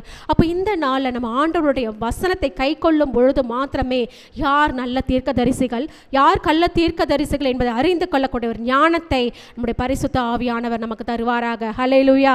அப்போ நம் வேதத்தை ஒவ்வொரு நாளும் ஆராய்ந்து தியானிக்க வேண்டும். ஏன்னா வசனம் கிடைக்காத பஞ்ச காலம் வரும் பொழுது இப்படிப்பட்ட கள்ள தீர்க்க தரிசிகள் எழும்பலாம். ஆனால் அந்த காலத்தில் நம்மை ஆராய்ந்து அறிகிற தேவனாய் நாம் வசனத்தை ஆராய்ந்து அறிகிறவர்களாக காணப்பட்டோமானால் நம் பரிசுத்த ஆவியானவர் நமக்கு வெளிப்படுவார். இந்த தீர்க்க தரிசனம் தேவனிடத்தில் வந்ததா இல்லை அவர்கள் இருதயத்திலிருந்து வந்ததா என்பதை நாம் ஆவியானவர் நமக்கு வெளிப்படுத்துகிறார் காணப்படுகிறார். ஆதலால் நான் அனுப்பாதிருந்தும் என் நாமத்தை கொடுத்து தீர்க்க தரிசனம் சொல்லி இந்த தேசத்திலே பட்டயமும் பஞ்சமும் வருவதில்லை என்கிற தீர்க்க தரிசனங்களை குறித்து இப்படிப்பட்ட தீர்க்க தரிசிகள் பட்டயத்தாலும் பஞ்சத்தாலும் சாவார்கள். அப்போ தேவனுடைய நியாய தீர்ப்பு அந்த கள்ள தீர்க்க தரிசிகள் மத்தியிலும் இறங்கி வந்து கொண்டிருக்கிறது. அப்போ நான் என்ன செய்தாலும் தேவன் என்ன பார்க்கல, நான் யாருக்கும் தெரியாமல் என் பாவங்களை செய்கிறேன் என்று சொல்ல முடியாது. ஏனால் தேவனுடைய கண்கள் பூமி எங்கும் உலாவிக் கொண்டிருக்கிறது.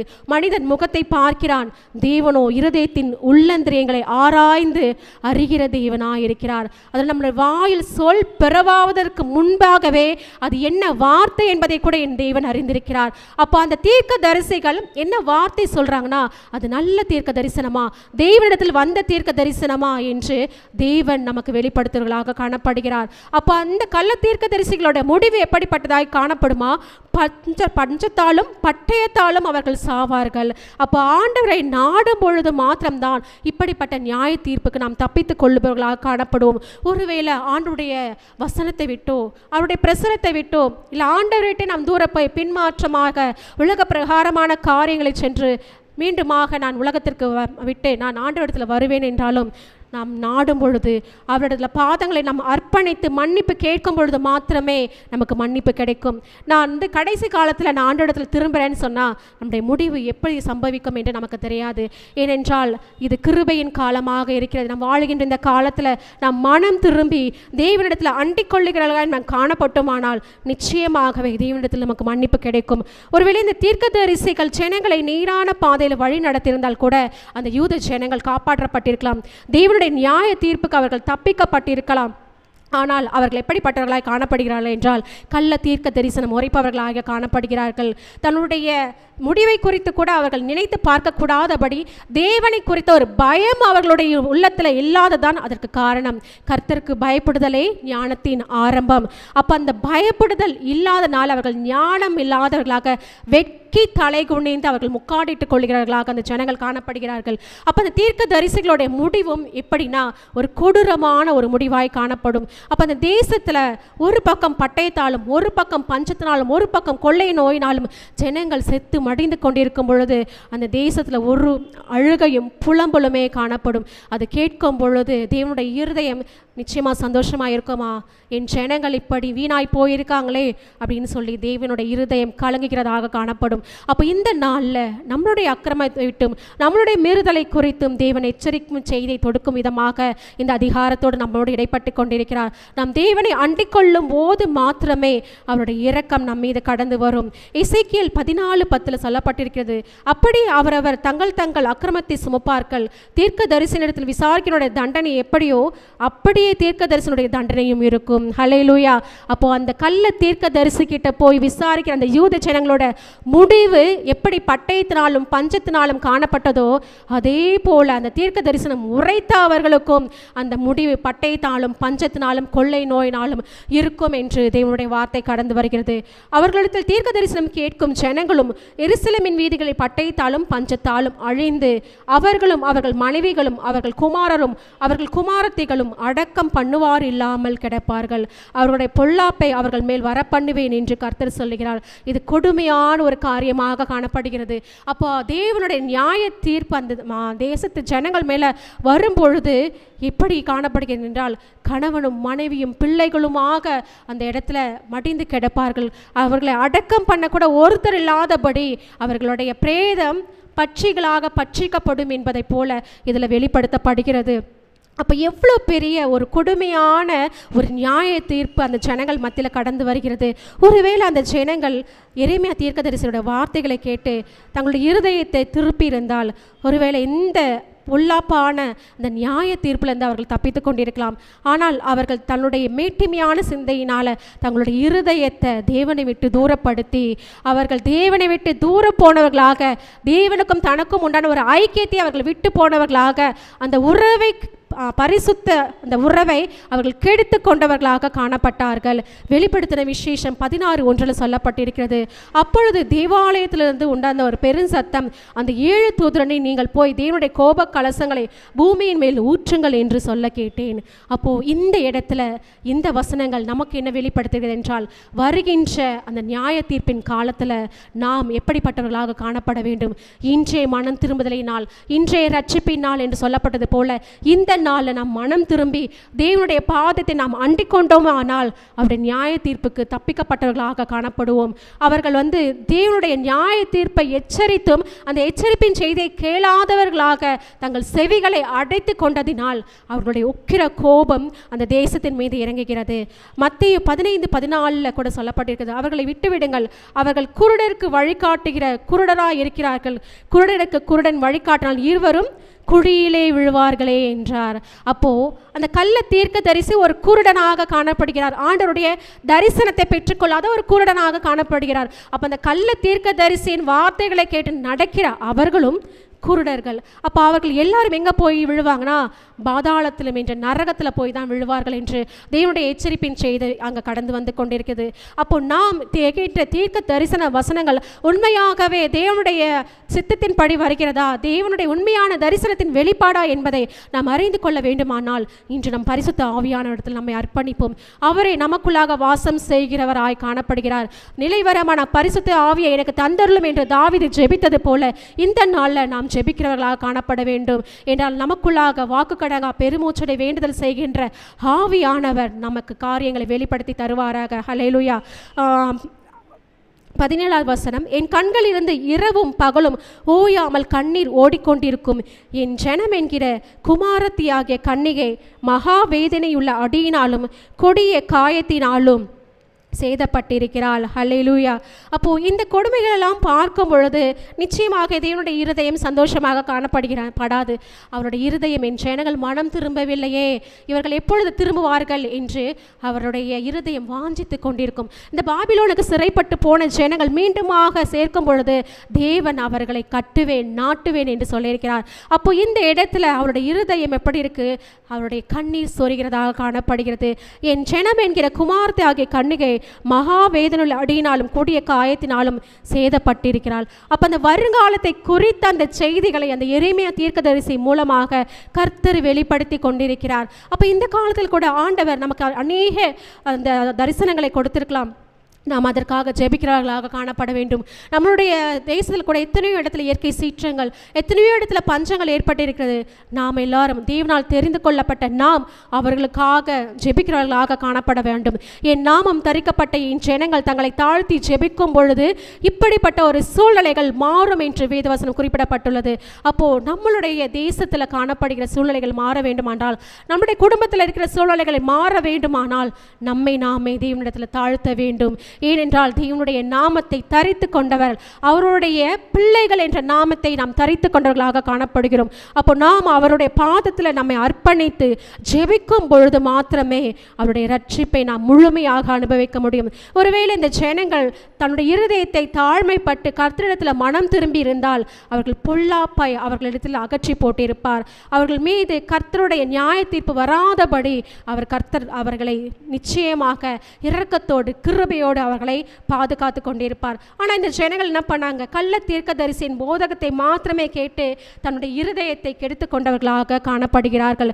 எத்தனையோ இடங்கள்ல அவங்க என்ன பண்றாங்க?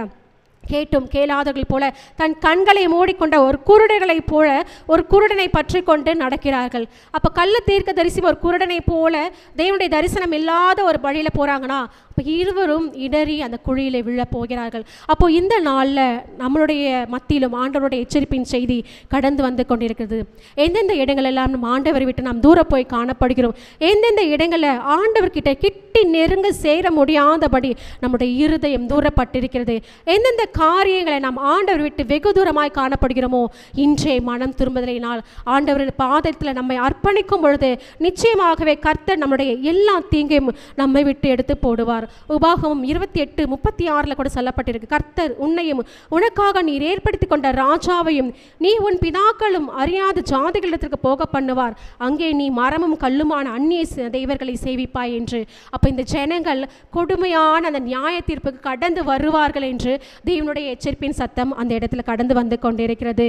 யூதாவை முற்றிலும் வெறுத்தீரோ, சியோன் உம்முடைய ஆத்துமாவுக்கு அரோசிகமாயிற்றோ, நாங்கள் ஆரோக்கியம் அடையக்கூடாதபடி எங்களை ஏன் அடித்தீர்? சமாதானத்துக்கு காத்திருந்தோம், ஒரு நன்மையும் இல்லை, ஆரோக்கிய காலத்துக்கு காத்திருந்தோம், இதோ ஆபத்து. அப்போ மீண்டுமாக அந்த எரேமியா தீர்க்கதரிசி தன்னுடைய ஜனங்களுக்காக பாரப்பட்டு மீண்டுமாக தேவனிடத்தில் தன்னுடைய விண்ணப்பங்களை ஏறெடுக்கிறவர்களாக காணப்படுகிறார். அவர் என்ன சொல்றாருன்னா, அந்த இடத்துல யூதாவை முற்றிலும் நீர் வெறுத்தீரா, நீர் தெரிந்து கொள்ளப்பட்ட அந்த ஜனமா நீர் வெறுத்தீரோ, ஒருவேளை சியோன் உம்முடைய ஆத்துமாவுக்கு வெறுப்பான காரியமாக காணப்பட்டதா என்று அந்த இடத்துல தேவனிடத்தில் கேள்வி கேட்கும்படியாக எரேமியா தீர்க்கதரிசி அந்த இடத்துல தன்னுடைய இருதயத்தை வெளிப்படுத்தி கொண்டிருக்கிறார். அப்போது அந்த இடத்துல அவர்கள் ஆரோக்கியம் அடையக்கூடாதபடி எங்களை ஏன் அடித்தீர்? அப்போ அந்த எரேமியா தீர்க்கதரிசி அந்த ஜனங்களோடு தன்னையும் சேர்த்து கொண்டு எங்களை ஏன் அடித்தீர் என்று தன்னையும் சேர்த்து கொண்டு ஜனங்களோடு கேட்கிறார். ஒருவேளை நான் ஆவிக்குரிய ரீதியில் நான் நல்லா இருக்கிறேன், நான் ஆண்டவருக்கு பிரியமாக நடக்கிறேன், இந்த ஜனங்கள் தான் பாவம் செய்கிறார்கள் என்று நாம் ஜெபிக்கிறவர்களாக காணப்படக்கூடாது. என் ஜனங்களுக்காக நான் மன்றாடுகிறேன், எங்களுடைய பாவங்களுக்காக நாங்கள் மன்னிப்பு கேட்கிறேன் என்று தேவனிடத்தில் பரிந்து பேசக்கூடிய ஒரு ஜெபத்தை நாம் ஏறெடுக்கிறவர்களாக நாம் காணப்பட வேண்டும். ஹல்லேலூயா. அப்போ நம்மளுடைய ஆவிக்குரிய வாழ்க்கை மாத்திரம் நல்லா இருக்கு, நான் மாத்திரம் பரலோகத்துக்கு போகிறேன் அப்படின்னு சொன்னால் அது தேவனுக்கு நிச்சயமே பிரியமில்லாத காரியமாக இருக்கும். ஏனென்றால் கர்த்தர் சொல்லுகிறார், எத்தனை ஆத்துமாக்களை எனக்காக நீர் ஆயத்தப்படுத்தினாய் என்று தான் ஆண்டவர் முதலாவது நம்ம இடத்துல கணக்கு கேட்பார். அப்போ நீ ஆயத்தப்படுத்து என்று தான் வசனம் சொல்லுது. அப்போ நாம் மாத்திரம் ஆயத்தப்படுவதும் அல்லாமல் மற்றவர்களையும் கர்த்தருக்கு என்று நாம் ஆயத்தப்படுத்த வேண்டும் என்று தேவனுடைய இருதயம் நம்மிடத்தில் வாஞ்சிக்கிறது. புலம்பல் 2:13 சொல்லப்பட்டிருக்கிறது, எருசலேம் குமாரத்தே, நான் உனக்கு சாட்சியாக என்னத்தை சொல்லுவேன், உன்னை எதற்கு ஒப்பிடுவேன்? சியோன் குமாரத்தியாகிய கன்னிகையை, நான் உன்னை தேற்றும்படிக்கு உன்னை எதற்கு நிகர் சொல்லுவேன்? உன் காயம் சமுத்திரத்தை போல் பெரிதாயிருக்கிறதே, உன்னை குணமாக்குகிறவன் யார் என்று. ஹல்லேலூயா. அப்போ அவர்களுடைய காயம் என்பது எப்படிப்பட்டதாக இருக்குன்னா, அவர்கள் இருதயத்தின் காயங்கள், சரீர பிரகாரமான காரியங்கள் இல்லை, அவர்களுடைய ஆத்ம ரீதியான ஒரு காயங்கள். அவருடைய ஆத்மா எப்படின்னா தேவனை விட்டு தூர போய் சிறைப்பட்டு போனவர்களாக, கொடுமையின் பாதையில் அந்த கொடுமையை அனுபவித்தவர்களாக, காயப்பட்டவர்களாக அவர்கள் காணப்படுகிறார்கள். கர்த்தாவே, எங்கள் தீமையையும் எங்கள் பிதாக்களின் அக்கிரமத்தையும் நாங்கள் அறிந்திருக்கிறோம், உமக்கு விரோதமாய் பாவம் செய்தோம். அப்போ இந்த இடத்துல ஒரு பாவ மன்னிப்பின் அறிக்கையை எரேமியா தீர்க்கதரிசி அறிக்கையிடுகிறார். அப்போ இந்த இடத்துல நம்முடைய பாவங்களுக்காக தேவனிடத்தில் முதலாவது மன்னிப்பு கேட்கணும். நம்ம எடுத்த இடத்துல ஆண்டவரே எனக்கு இதை கொடுங்க அதை கொடுங்கன்னு சொல்லி நம்ம தேவைகளை கேட்கக்கூடாதபடி முதலாவது தேவனுக்கு நன்றி செலுத்த வேண்டும். பிறகு தேவனிடத்தில் நம்முடைய பாவங்களுக்காக மன்னிப்பு கேட்க வேண்டும். நாம் ஒவ்வொரு நாள் இரவும் தேவனிடத்தில் சென்று அவருடைய சமூகத்தில் காத்திருந்து, இன்றைய நாளில் ஆண்டவரை உமக்கு பிரியமில்லாத காரியத்தை நான் செய்திருந்தேன், ஆனால் என் பாவங்களை மன்னியும் என்று நாம் தேவனிடத்தில் நம்முடைய பாவங்களை அறிக்கை செய்ய வேண்டும். ஹல்லேலூயா. அப்பொழுதுதான் ஆண்டவருடைய வருகை எந்த நொடி என்பதை நாம் அறியக்கூடாதபடி காணப்படுகிறோம். ஏனால் திருடனை போல் அவருடைய வருகை காணப்படும். அப்போ ஒவ்வொரு நாம் பாவத்தை அறிக்கை செய்து அவரிடத்தில் மன்னிப்பு பெறுகிறவர்களாக நாம் காணப்பட வேண்டும். அதை தான் இந்த இடத்தில் தீர்க்கதரிசி செய்கிறாரு. நாம் உமக்கு விரோதமாய் பாவம் செய்தோம் என்று, உம்முடைய நாமத்தின் நிமித்தம் எங்களை அருவருக்காதிரும், உமது மகிமையின் சிங்காசனத்தை கனவீனப்படுத்தாதையும், எங்களோட உமக்கு இருக்கிற உடன்படிக்கை அபத்தமாக்காதபடி எங்களை நினைத்தருளும். ஏன் இந்த இடத்துல எரேமியா தீர்க்கதரிசி அப்படி சொல்றான்னு பார்த்தா, அப்போ மற்ற ஜனங்கள் தேவன் இவர்களை கைவிட்டு விட்டார் என்று தேவனை குறித்து அவர்கள் பழி சொல்லாதபடி, ஆண்டவரே எங்களுக்கு இறங்கும் என்று எப்படி மோசே தீர்க்கதரிசி பரிந்து பேசி ஜெபித்தாரோ, சாமுவேல் தீர்க்கதரிசி பரிந்து பேசி ஜெபித்தாரோ, அதே போல எரேமியா தீர்க்கதரிசி தன் ஜனங்களுக்காக இந்த இடத்துல பரிந்து பேசி ஜெபிக்கிறார். என் ஜனங்களுக்காக நீர் இறங்கும் என்று, உம்முடைய சிங்காசனத்தை கனவீனப்படுத்தாதே. ஒருவேளை தேவர்கள் அவர்களை கைவிட்டு விட்டார் என்று ஒரு வார்த்தை வந்தாலும், ஆண்டவரே இது உம்முடைய சிங்காசனத்தை கனவீனப்படுத்துகிற காரியமாக இருக்கிறோமே, உம்மோடு எங்களுக்கு இருக்கிற உடன்படிக்கையை அபத்தமாக்காதபடி எங்களை நினைத்தருளும் என்று அந்த இடத்துல எரேமியா தீர்க்கதரிசி தன்னுடைய இருதயத்தை தன்னுடைய ஜனங்களுக்காக தாழ்த்தி விண்ணப்பம் செய்கிறார் காணப்படுகிறார். ஆனால் அந்த ஜனங்கள் தேவனுடைய உடன்படிக்கையை மீறி நடந்தவர்களாக, அந்த உடன்படிக்கையை அவர்கள் மறந்து போனவர்களாக காணப்பட்டிருக்கிறார்கள். புறஜாதிகளுடைய வீணான தேவர்களுக்குள் மழை வருஷிக்க பண்ணத்தக்கவர்கள் உண்டோ? அல்லது வானங்கள் தானாய் மழைகளை கொடுக்குமோ? எங்கள் தேவனாகிய கர்த்தராய் இருக்கிற நீரல்லவோ அதை செய்கிறவர். ஆகையால் உமக்கு காத்திருக்கிறோம் தேவரீர், இவைகளை எல்லாம் உண்டு பண்ணினீர். ஹல்லேலூயா. அப்போது புற ஜாதிகளுடைய வீணான தேவர்களுக்குள் மழை வருஷிக்க பண்ணத்தக்கவர்கள் உண்டோ என்று ஆண்டவர்கிட்ட அவர் விண்ணப்பம் செய்கிறார். ஆனால் அந்த ஜனங்கள் என்ன பண்ணுறாங்க? அந்நிய தேவர்களை சேவித்து கொண்டு அந்நிய தேவர்களை எங்களை காப்பாற்றும் என்று அவர்கள் சிலை வழிபாட்டிலும் விக்கிரக வழிபாட்டிலும் தங்களை தாங்களே ஈடுபட்டு தங்கள் புது உடன்படிக்கை, அந்த உடன்படிக்கை தேவனோடு இருந்த அந்த உடன்படிக்கை அவர்கள் மறந்து போனவர்களாக, தேவனோடு இருந்த தங்கள் உறவை மறந்து போனவர்களாக அவர்கள் காணப்படுகிறார்கள். நம்ம எலியா தீர்க்கதரிசியோடைய காரியத்தில் நம்ம பார்க்கிறோம். அந்த எலியா தீர்க்கதரிசி அந்த மழை வருஷிக்க பண்ணும் பொழுது அவருடைய அந்த பலிகளை அவர்கள் தேவன் நாளெல்லாம் ஆராதித்து பாடினாலும் அந்த இடத்துல அக்கினி வரவில்லை, அந்த இடத்துல சுட்டெரிக்கும்படியாக வரவில்லை. அப்போ இந்த இடத்துல வானத்தையும் பூமியும் உண்டாக்கின கர்த்தரிடத்திலே நமக்கு ஒத்தாசை வரும் என்ற வார்த்தை நம்ம கடந்து வந்து கொண்டிருக்கிறது. அப்போ நம்மளுடைய நன்மைக்கான காரியங்கள் உலகத்துல போய் தேடுறோமா? எது நமக்கு சிலை வழிபாடாக காணப்படுகிறது? ஒருவேளை தேவனையும் நம்மையும் பிரிக்கிற எல்லா காரியங்களும் சிலை வழிபாடு தான், அது விக்கிரக வழிபாடு தான். தேவனுடைய ஐக்கியத்திற்குள்ளாக கடந்து போகக்கூடாதபடி நம்முடைய இருதயம் எதை நோக்கி பயணித்து கொண்டிருக்கிறது? இந்த நாளில் அப்படிப்பட்ட ஒரு விக்கிரக வழிபாடுகள் நமக்குள்ளாக வேண்டாம் என்று தேவன் எச்சரித்து கொண்டிருக்கிறார். மழை வருஷிக்க பண்ணத்தக்கவர்கள் இந்த உலகத்தில் நமக்கு யாருமே இல்லை. இந்த வானத்தையும் பூமியும் சர்வலோகத்தையும் படைத்த என் தேவாதி தேவனே நமக்கு ஆசீர்வாத மழை என்றும் அந்த மழையை வர்ஷிக்க பண்ணத்தக்கவராக இருக்கிறார். மத்தேயுல கூட சொல்லப்படுற முதலாவது தேவனுடைய ராஜ்யத்தையும் அவருடைய நீதியும் தேடுங்கள், பின்பு இவைகள் எல்லாம் உங்களுக்கு கூட கொடுக்கப்படும் என்று. நாம் எந்தெந்த ஆசீர்வாதத்திற்காக நாம் யார் பின்னால் ஓடுகிறோம் என்று நாம் பார்க்க வேண்டும். ஒருவேளை நம்மளுடைய ஆசீர்வாதத்துக்காக புற சாதி வழிபாட்டில் நம்ம போகிறோமா? இல்லை எங்கே குறி சொல்கிறாங்க நம்ம தேடி போகிறோமா? இல்லை இந்த இடத்துல போனால் நம்ம பாவத்தில் வர அந்த வருமானம் எனக்கு ஆசீர்வாதமாக இருக்கிற போகிறோமா? இந்த நல்ல ஆண்டவர் நம்மளோடு இடைப்பட்டு கொண்டிருக்கிறார். நம்முடைய ஆசீர்வாதம் கர்த்தரிடத்திலிருந்தே வரும். ஏனால் கர்த்தரே ஐஸ்வர்யத்தை தருகிறவர், அவரே நமக்கு மழை ஆசீர்வாத மழை என்ற அந்த மழை வருஷிக்க பண்ணுகிறவர். அப்போ வானங்கள் தானாய் மழைகளை கொடுக்குமோ? அப்போ அந்த அண்ட சராசரங்களுக்கும் கட்டளை பிறப்பிக்கிற தேவன் நம் தேவன். அவர் ஒரு வார்த்தை சொல்லும் பொழுது வானங்கள் மழையாக சொரியும். அப்போ இந்த இடம் எப்படி காணப்படுகிறது? யூத தேசத்து ஜனங்கள் தரையெல்லாம் பிளவுபட்டு வறட்சியான நிலமாக காணப்படுகிறது.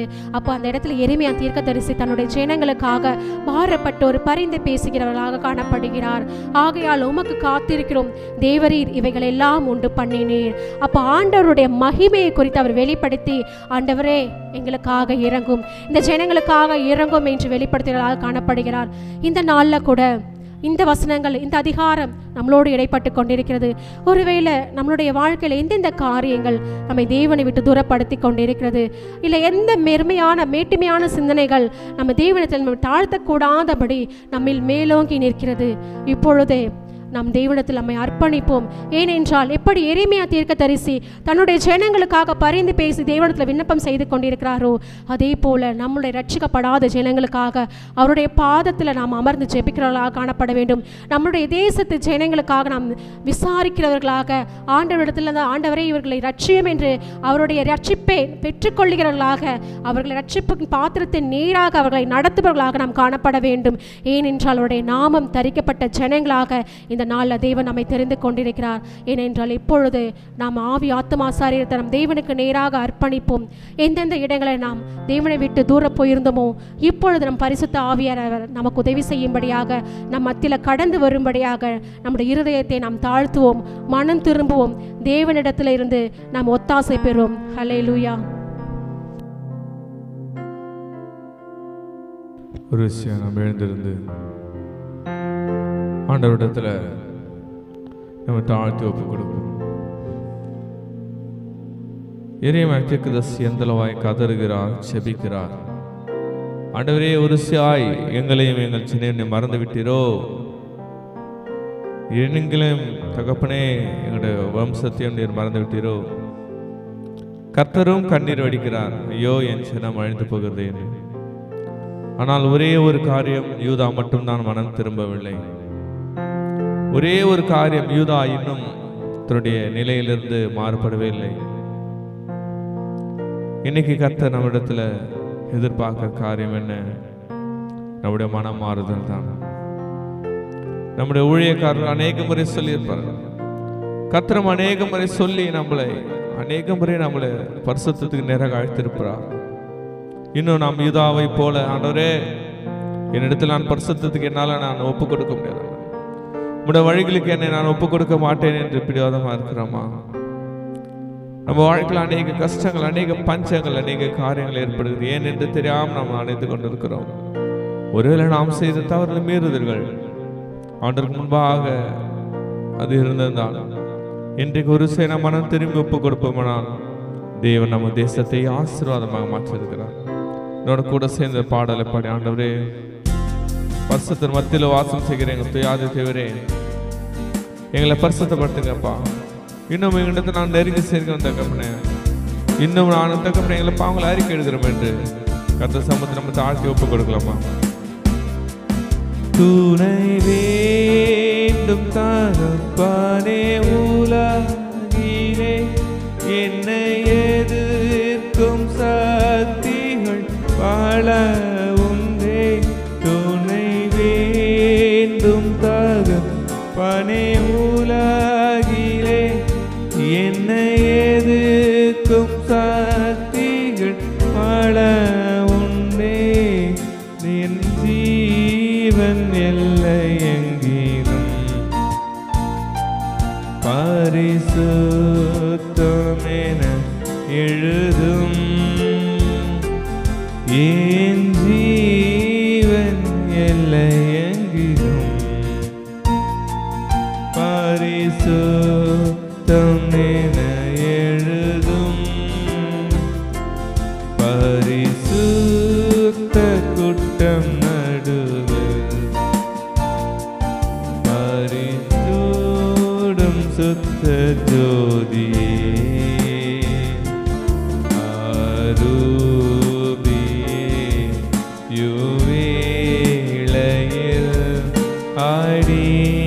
ஆடியானெஞ்சம் வாரிரோ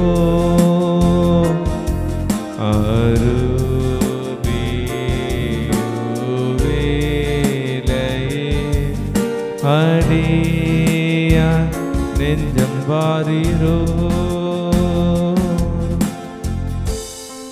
அப்பா பிதாவே, இது இந்த வேலையில் கூட தகப்பனே அப்பா, இந்த அதிகாரத்தின் மூலமாக இங்கே கூட அநேக வார்த்தைகளை நீங்கள் பேசுனீங்கப்பா. அதற்காக உமக்கு நாங்கள் நன்றி செலுத்துகிறோமப்பா. இப்பொழுதும் கர்த்தாவே அடியலை மறைத்து நீர் பேசுங்க அப்பா. என் வாயோடு இருந்து நீங்கள் பேசுங்க. உங்கள் கரத்தில் எங்களை தாழ்த்துக்கிறோம், மாத்திரம் உயர்த்துக்கிறோம். இயேசுவின் ரத்தம் ஜெயம், இயேசுவின் நாமத்தில் பிதாவே, ஆமென். எரேமியா 14ஆம் அதிகாரம் 12ஆம் வசனம். அவர்கள் உபவாசித்தாலும் நான் அவர்கள் விண்ணப்பத்தை கேட்பதில்லை. அவர்கள் தகன பலிகளையும் காணிக்கைகளையும் செலுத்தினாலும் நான் அவர்கள் மேல் பிரியமாய் இருப்பதில்லை. பட்டயத்தினாலும் பஞ்சத்தினாலும் கொள்ளை நோயினாலும் நான் அவர்களை நிர்மூலமாக்குவேன் என்றார். இந்த நாளிலும் இந்த வசனம் என்ன சொல்கிறது என்றால், அவர்கள் உபவாசத்தினாலும் காணிக்கையினாலும் ஆண்டவர்கிட்ட வந்து ஆண்டவர் எல்லாவற்றையும் செய்து விடுவார் என்று எண்ணுகிறார்கள். ஆனால் நான் அவர்களுக்கு பதில் கொடுக்க மாட்டேன் என்று. ஏனென்றால் அவர்கள் என்னை விட்டு தூரம் போகிறார்கள், பாவம் செய்கிறார்கள், பின்பு திரும்ப வந்து உபவாசித்து ஜெபிக்கிறார்கள். இந்த ஜெபம் எனக்கு பிரியமாய் இருக்காது என்று கர்த்தர் சொல்லுகிறார் என்று. இந்த நாளிலும் நாமும் கூட எத்தனையோ முறை ஆண்டவருக்கு காணிக்கைகளை செலுத்துகிறோம், உபவாசித்து ஜெபிக்கிறோம். ஆண்டவர் என் ஜெபத்தை கேட்பார் என்று நினைக்கிறோம். ஆனால் ஆண்டவர் இந்த நாளில் நம்மிடத்தில் எதிர்பார்ப்பது அவருடைய வார்த்தையை கேட்டு நாம் நடக்க வேண்டும். அவருடைய சித்தம் என்னது என்று கேட்டு நாம் அவரோடு கூட ஐக்கியமாக இருக்க வேண்டும் என்றே, அவரை சார்ந்தே நாம் வாழ வேண்டும் என்றே ஆண்டவர் விரும்புகிறார். ஆனால் எத்தனையோ முறை நாம் வந்து அவரோட வார்த்தையை கேட்காத படிக்கு நாம் நினைத்து கொள்வது உபவாசத்தோடு ஜெபித்தா எல்லாம் நடந்துவிடும், காணிக்கை கொடுத்துட்டா எல்லாம் நடந்துவிடும் என்று நாம் நினைத்து இருக்கிறோம். ஆனால் ஆண்டவருக்கு அது பிரியமில்லை என்று இந்த நாளில் இந்த வசனம் மூலமா எரேமியா தீர்க்கதரிசியின் எச்சரிப்பின் சத்தமாக நம்ம கூட பேசிக்கொண்டு இருக்கிறார். இந்த நாளில் நாம் மனம் திரும்புவோமா? ஆண்டவர்கிட்ட நம்ம ஒப்பு கொடுக்கலாமா?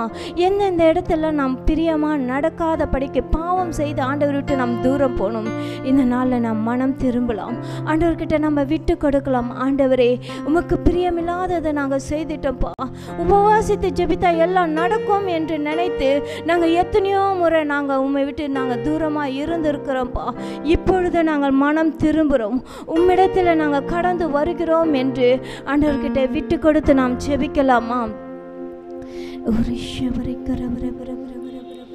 சுத்தம் விரும்பும் சுத்த ஜோதியே, விரும்பா அசுத்தம் யாவும் நீக்குமே. சுத்தம் விரும்பும் சுத்த ஜோதியே, விரும்பா அசுத்தம் யாவும் நீக்குமே. பாவி நீச பாவி நானையா, தேவாயிரக்கம் செய்ய மாட்டீரோ. பாவி நீச பாவி நானையா, தேவாயிரக்கம் செய்ய மாட்டீரோ? பரிசுத்த கூட்டம் நடுவில் ஜோதித்தீடும் சுத்த ஜோதி ஆரூபி யோவேலை ஆடியானெஞ்சும் வாரிரோ ஆரூபி யோவேலை ஆடியா நெஞ்சம் வாரிரோ. அப்பா பிதாவே, இது இந்த வேலையில கூட தகப்பனே அப்பா எங்களை தாழ்த்தி ஒப்பு கொடுக்கிறோம் அப்பா. எத்தனையோ முறை அப்பா நாங்கள் நினைத்தது உண்டு அப்பா, நாங்கள் உபவாசித்து ஜெபித்தா எங்கள் ஜெபத்தை நீங்கள் கேட்பீர் என்று. அப்பா இந்த நல்ல திட்ட தெளிவுமா எங்க கூட நீங்க பேசிக்கொண்டு இருக்கிறீங்கப்பா. காணிக்கையும் பலியும் அல்ல, உபவாசத்தை அல்ல, இதோ உம்முடைய வார்த்தையை கேட்டு கீழ்ப்படிந்து நடக்க வேண்டும் என்றே நீர் எதிர்பார்க்கிறீர் என்று இந்த வசனை மூலமா எங்க கூட நீங்க பேசிக்கொண்டு இருப்பதற்காக உமக்கு நாங்க நன்றி செலுத்துகிறோம் அப்பா. இப்பொழுது நாங்க மனம் திரும்புகிறோம் அப்பா, உம்மிடத்துல எங்களை நாங்கள் அர்ப்பணிக்கிறோம் தகப்பனே. ஆவியானவரே அப்பா, நாங்க மனம் திரும்புறோம் அப்பா. அப்பா நாங்க எத்தனையோ முறை நாங்கள் நினைத்து அப்பா இது உம்மை விட்டு தூரமா நாங்க போய் இருக்கிறோம் அப்பா. இந்த வேளையில நாங்கள் உம்மிடத்துல மன்னிப்பை கேட்கிறோம் தகப்பனே. எங்கள் ஜெபத்தை அப்பா நீங்க ஏறெடுத்து அப்பா நாங்க உம்மிடத்துல ஏறெடுக்கிறோம் அப்பா. அப்பா நீங்க கேளுங்கப்பா.